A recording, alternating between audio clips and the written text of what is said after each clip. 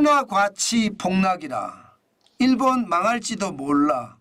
이 말이 여러분 사실일까요?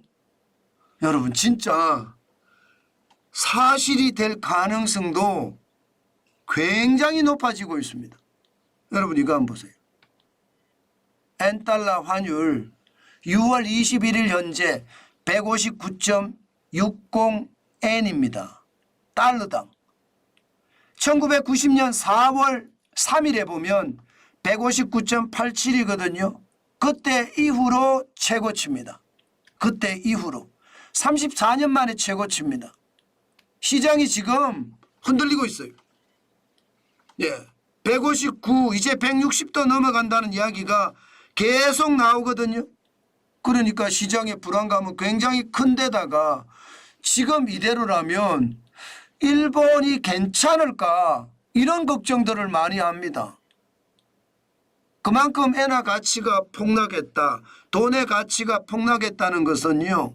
상대적으로 보면 일본 경제가 무너졌다. 이렇게 이야기할 수도 있는 근거가 되거든요. 그래서 두려워하는 사람들이 생겼다는 뜻입니다. 사실 일본 말입니다. 소고기 맘대로 못 먹는다고 하잖아요. 와규 진짜 맛있는데 너무너무 비싸다는 거예요. 먹을 수가 없다는 거예요. 와규를. 그 정도로 말입니다. 예, 먹을 수 없는 상태에 이르렀다면 소비가 그만큼 무너진다는 뜻도 되나요? 충분히 그렇게 될 겁니다. 그래서 엔달러 환율이 지금 일본 경제에 미치는 영향이 굉장히 크다는 뜻입니다. 와, 159.60엔이라 진짜 장난 아니죠. 이렇게 올라간 데는 아무래도 미국의 기준금리 인하 속도가 굉장히 더뎌졌습니다. 현재까지는 시장에서는 9월에 인하할 거다. 아니야. 미국의 중앙은행은 11월쯤 되지 않을까 이렇게 예상을 해요. 그런데 11월도 가봐야 됩니다. 미국 경제는 지금도 나홀로 경제 호황이라는 딱지를 달고 있잖아요. 굉장히 빠른 속도로 성장하잖아요. 그렇기 때문에 기준금리를 9월에 인하 안 할 수도 있습니다. 예, 인하 안 할 수도 있고 계속 밀려갈 수도 있어요. 그러면 달러 가치는요. 계속 올라가겠죠. 여기에다가 유럽의 달러 가치를 나타내주는 6개 통화국 중에 영국 빼고 다 인하했습니다. 영국 빼고. 뭐 일본은 올렸지만 말입니다. 예, 달러 인덱스를 결정하는 6개국이라는 게 유로와 일본의 엔화, 예, 영국의 파운드와 캐나다의 달러, 예, 스웨덴의 크로나, 그리고 스위스의 프랑입니다. 그런데 다 금리를 내렸어요. 근데 스위스는 더 많이 내렸어요. 벌써 한 번 내린 게 아니라 2번째 내렸습니다. 그래서 스위스의 금리를 0.5%포인트나 내렸거든요. 그것을 생각해 보면 달러 가치는 또 올라간 거예요. 그것도. 그러니까 금리 인하는 미국은 늦어지고 달러의 가치는 계속 올라가고, 예, 달러 인덱스의 가치가 계속 올라가니까 엔화의 가치는 상대적으로 어떻게 될까요? 당연히 떨어질 수밖에 없죠. 게다가 일본의 정책 자체도 지금 시장에 제가 영향을 미친다고 말씀을 드렸잖아요. 일본이 테이퍼링을 하는데 6월 금융정책 결정회의에서 결정하지 않고요. 7월 금융정책 결정회의에서 결정한다고 했습니다. 바보 같은 선택이죠. 통화정책이라는 게 말을 안 하면 모르지만 말을 한다면 명확하게 해야 됩니다. 불확실성을 가져가잖아요. 그러면 통화는 더 불안해집니다. 통화라는 게 나라 전체를 좌지우지 쥐락펴락하는 게 통화인데, 예, 여기에 대한 정책을 불분명하게 가져간다? 이것은 제가 봐서는 일본은행의 총재 우에다 카즈오 총재의 잘못이라고 생각합니다. 실수라고 생각을 해요. 어떨 때는 예, 이게 정신이 제대로 박혔나 이런 생각이 들 때도 됩니다. 왜냐하면 지금까지 말입니다. 여러분, 중앙은행의 결정, 제롬 파월 연방준비제도 의장도 그렇고요. 뭐 누구라도 마찬가지입니다. 이창용 총재도 그렇고요. 이게 어설픈 불확실성을 가진 결정은 하지 않습니다. 금리잖아요. 금리를 결정하는, 예, 경제기관인데 여기가 불확실성을 본인이 끌고 간다는 것은 바보 같은 짓이에요. 그러니까 일본은행의 테이퍼링을 지금 현재 매월 장기 국채를 6조 정도, 6조 엔 정도 매입을 해왔습니다. 그런데 이거를 7월에 가서 줄일 건가 말 건가를 결정을 한대요. 시장에서는 한 1조 엔 정도 줄일 거라고 예상을 합니다. 그러면 그게 금리 인상 효과가 있을 거 아니에요? 금리 인상 효과 당연히 있습니다. 왜냐하면 많은 국채를 많이 사들일 때하고 적게 사들일 때, 적게 사들이면 시장에 국채가 그만큼 남아있다는 뜻이잖아요. 그럼 국채를 팔려고 하면 어떻게 해야 돼요? 금리를 높여줄 수밖에 없습니다. 그러면 금리가 올라가는 효과가 있거든요. 그런데 이것을 너무 불확실성 있게 하니까 금리가 올라가기는커녕 금리가 오히려 떨어집니다. 여러분 보시다시피 지난 5월 29일 일본 10년물 국채금리가 1.08%였습니다. 이게 10년물 국채금리가 시장 벤치마크 금리거든요. 그런데 6월 21일에는 0.967%까지 떨어졌습니다. 지난 5월 23일에 이미 일본 10년물 국채금리는 1%를 넘어섰는데 이게 오히려 떨어졌어요. 그러니까 불확실성이 크니까 당연히 떨어지는 거예요. 그러면 일본의 금리 인상도 그만큼 더뎌진다는 이야기잖아요. 그러니까 시장에서는요, 엔화가 완전히 가치 폭락했다.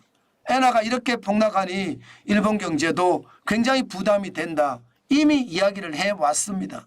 그 정도로 지금 일본의 상황 저는 진짜 좋지 않다고 보는 겁니다. 여기에다가요, 지금 때가 되면 일본 정부는 외환시장에 개입을 하겠다는 거예요. 그런데 개입하는 속도가 여러분 보세요.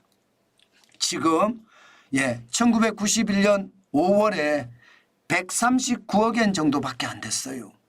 90년대 시작이 저때가 난리가 났을 때잖아요. 일본 경제가 무너진다. 1991년 시점 자체가 여러분도 알다시피 잃어버린 10년, 잃어버린 20년, 잃어버린 30년의 시점입니다. 그때도 말입니다. 엔화가 진짜로 많이 환율이 폭등을 했는데 별로 투입을 하지 않았거든요. 1994년, 1997년에도 2조 591억 엔, 1998년에는 97년 1조 591억 원이고요. 98년에는 2조 8158억 원 밖에 사실은 안 집어넣었어요. 그런데 보세요. 올해 보세요. 올해 2024년 4월 26일부터 5월 29일까지 무려 9조 7885억 엔이나 지금 시장에 풀었어요. 달러를. 달러면 622억 7천만 달러를 풀었다는 이야기인가요? 아니 2022년에도 9월에서 10월 사이에 9조 1881억 원을 풀었거든요. 그때가 578억 9천만 달러 정도 풀었습니다. 그런데 또 푼대요. 또 2024년 지금 언제가 될지 모르지만 지금 이 정도면 달러 또 풀을 거예요. 달러를 또 풀 겁니다. 그런데 일본이 가지고 있는 돈이 그렇게 많느냐. 지금 현재 일본은행이 가지고 있는 돈을 보면 말입니다. 1년 미만의 단기 정권이 1720억 원 정도 가지고 있습니다. 여기에 정부 보유 외화 예금이 1550억 달러를 가지고 있습니다. 그런데 이미 말입니다. 2022년에 썼던 것은 아니라고 하지만 2024년에 쓴 것은 여기에 포함이 된다고 하거든요. 그러면 622억 달러를 풀었으니까 이제 일본이 쓸 수 있는 돈은 지금 2,500억 달러 정도밖에 안 된다는 뜻이에요. 쓸 수 있는 돈이. 그러면 여러분 만약에 계속해서 이렇게 엔화가 이렇게 가치가 폭락해서 일본 정부가 지금 남아있는 한 2,500억 달러 정도까지 계속 푼다고 가정을 해보세요. 안 망한다고요? 외환위기 올 수도 있습니다. 외환이 많다고 해서 외환위기가 안 온다 이런 얘기는 아닙니다. 왜냐하면 외환은 일본이 세계에서 지금 적어도 말입니다. 첫 번째로 많이 가지고 있을 거예요. 그런데 투자를 다 해놨잖아요. 미국 국채에도 투자해놓고. 그러면 이게 만기라는 게 있기 때문에 돈이 암만 많아도 만기 전에 팔면 완전 가격 폭락하는 거 아니에요. 못 팝니다. 그런 것을 감안을 해보면 지금 일본은요. 절체절명의 위기가 아닌가 저는 그런 생각도 해봅니다. 일본도 걱정을 합니다. 실질적으로 말입니다. 일본의 상황이 얼마나 나쁘냐. 지금 보시면 실질 구매력을 보면 엔화가 68.65%밖에 안 돼요. 진짜 낮죠. 예, 이게 여러분 1995년하고 비교를 해보면 지금 뭐 얼마나 될까요? 얼마나 될까요? 예, 17이니까 한 30, 40% 정도 되나요? 1995년에 비하면. 그만큼 엔화의 구매력이 폭락. 그러면 엔화를 가지고 일본을 떠난다는 생각 솔직히 하기가 힘들어지는 겁니다. 엔화의 구매력이 완전히 박살이 났기 때문에.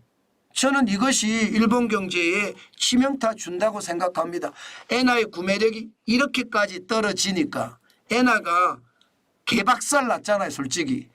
개박살 나니까 여러분 한일 수출도 역전이 됐습니다. 세상에 이런 일이라고 제가 말씀을 드렸잖아요. 지난 5월에 대한민국 수출 총액은 580억 달러입니다. 일본의 수출 총액은 532억 달러예요. 이게 일본은 엔화로 집계하거든요. 이것을 달러로 환산하니까 30% 이상 지금 엔화가 폭락했잖아요. 가치가. 그러니까 30% 이상 적게 계산이 되니까 우리보다가 지금 수출이 적어요. 일본이.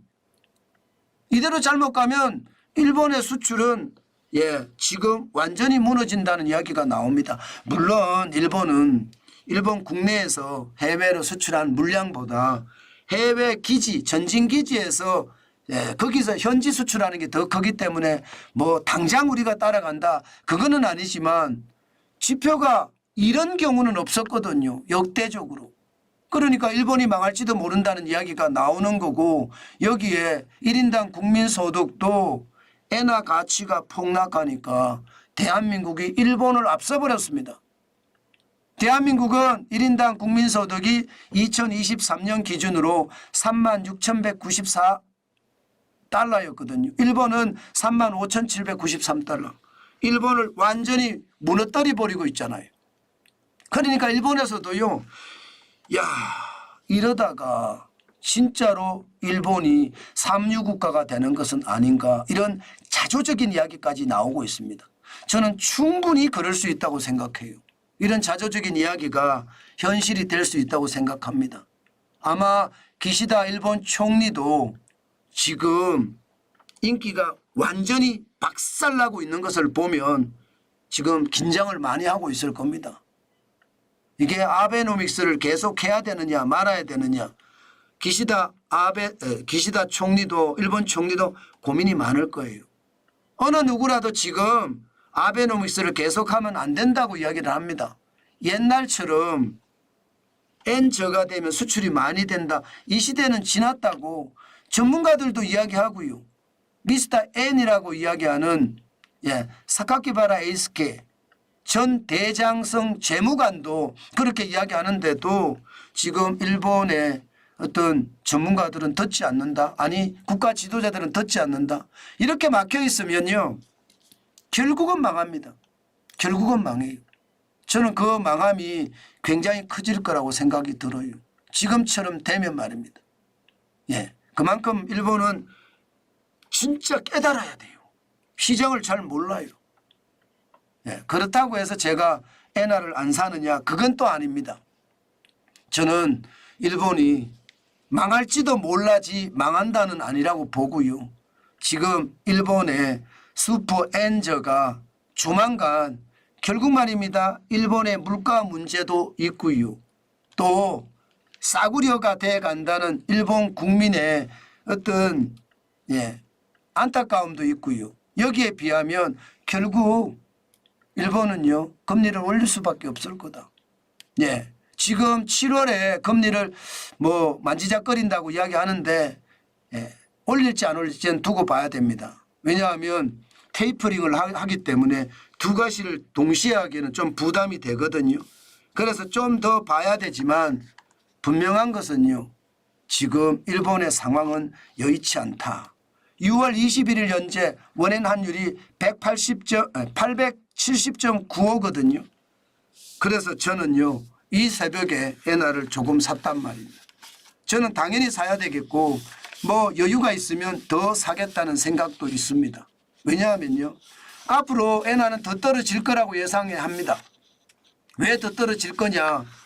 미국의 금리 인하 시점이 일본이 엔화가 좀 강세를 띠는 시점인데 금리 인하는 시점이 점점 늦어지는 데다가 달러 인덱스의 어떤 지표를 나타내주는 유럽의 각국들이 자꾸 금리를 내리거든요. 영국도 파운드의 어떤 금리를 내릴 겁니다. 그럼 상대적으로 달러의 가치는 또 올라갈 거예요. 그럼 원달러 환율은 더 올라갈 거고 그럼 엔화는 또 더 떨어질 거고 지금 그런 분위기가 사실 감지가 되는 것도 사실이니까 시장을 우리가 아주 지독하게 보면서요. 기민하게 대응한다. 저는 늘 말씀을 드리지만 분할 매수 굉장히 중요하다는 거 말씀을 드리고요. 또 여러분도 여러분 책임하에 투자를 해야 된다는 말씀도 덧붙입니다. 저는 많이 사는 게 아니기 때문에 계속 분할 매수를 해 갈 겁니다. 뭐 제가 뭐 그렇게 돈이 뭐 떵떵거리게 많은 게 있는 건 아니잖아요. 뭐 10,000엔씩 사기도 하고 어떨 때는 10만 엔도 삽니다. 돈이 있을 때는 돈이 없으면 못 사고요. 그렇게 분할 매수를 하고 있다는 거. 특히 870.95면 저는 조금 더 살라고 생각은 합니다. 오늘 더 내려갈 거라고 예상이 들거든요. 아마 또 다른 조치가 나올 겁니다. 또 다른 조치가 나올겠지만 일단은 좀 더 고민을 해보겠다. 그런 말씀 드리겠습니다. 여러분들도 여러분 책임하에 움직이시는 거 저는 꼭 필요하다. 그 말씀 강조해 드립니다.